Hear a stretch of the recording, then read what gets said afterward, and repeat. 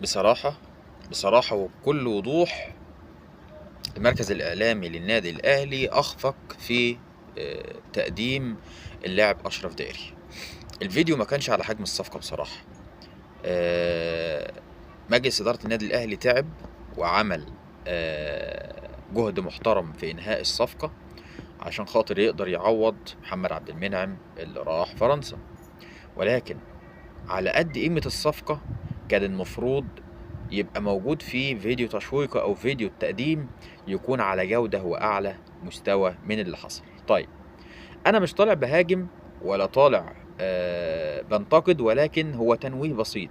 إيه الفكرة أو إيه العناصر أو إيه الملامح المطلوب نعرفها كمشاهدين أو كمشجعين للنادي من فكرة التركيز على صوت الممثل محمد فراج الراجل المحترم، والتركيز على أشرف داري في جملتين 3 معينين. فين بقى الإثارة والتشويق اللي احنا كنا عاوزينهم في الفيديو؟ زي ايه؟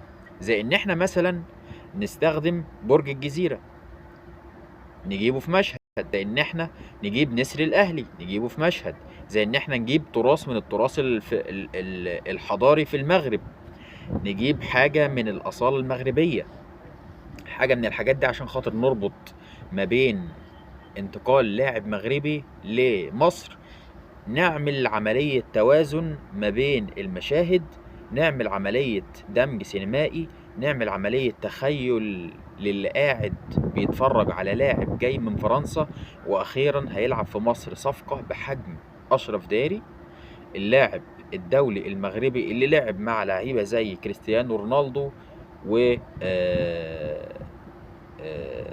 لعيبة دوليين كبار في فرنسا وعلى رأسهم كيليان امبابي. الناس دي كلها كان المفروض ان هي علت من قيمة أشرف داري، لاعب دولي في منتخب دولي محترم يعتبر من افضل الدوري من افضل المنتخبات الافريقيه، بل ويعتبر انا بصنفه ان هو افضل منتخب عربي وافريقي حاليا. فكان المفروض بصراحه ان احنا محتاجين تشويق اكتر من كده. ايه المشاكل او ايه العلامات اللي احنا شفناها في الفيديو؟ الملاحظات اللي احنا شفناها في الفيديو، اول حاجه زي ما قلنا التركيز على شخصيتين فقط، ما فيش تكرار في المشاهد، عفوا ما فيش تنوع في المشاهد، ما فيش مؤثرات بصريه كتير. انا شايف 2 بيتكلموا مع بعض، زائد ان انت واحد بيتكلم بلهجه مصريه وواحد بيتكلم بلهجه مغربيه، فانت ما انتش قادر تعمل ربط ما بين الاتنين، مفيش العنصر المؤثر ما بين الاتنين. مين اللي كان يبقى افضل واحد يقدر يعمل الحوار ده؟ هو لاعب مغربي من اللاعبين اللي موجودين في الاهلي، زي يحيى عطية الله اللي لسه جاي ماشي، او اي لاعب مغربي تاني. رضا سليم مثلا كان هو يعني افضل لاعب، هو كان يقدر يقدم اشرف داري في الصفقه دي.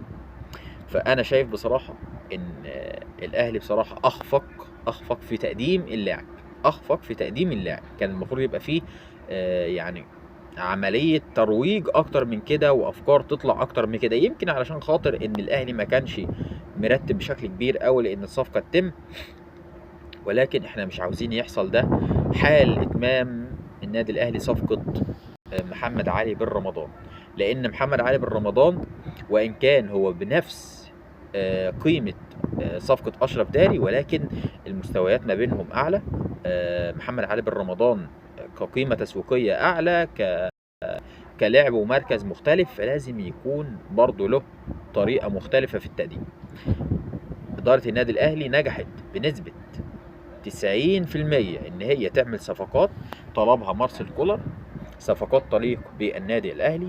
طبعا في انتظار الفتره اللي جايه يومين او 3 النادي الاهلي المفروض يخلص محمد علي بن رمضان، في كلام على عمر الساعي، في كلام على اكتر من لاعب سواء في نادي زد سواء في انبي، علشان خاطر الاهلي يكون خلص كل مطالب مارسيل كولر استعدادا للموسم التاريخي اللي جاي. هيشارك فيه النادي الاهلي حوالي 7 أو 8 بطولات، منها 4 قاريه وواحده دوليه. فان شاء الله نتمنى ان الاهلي يعمل إعادة صياغة للمحتوى اللي هيقدمه لتقديم الصفقات الفترة اللي جاية. عجبني جدا تقديم يعني صفقة يحيى عطية الله،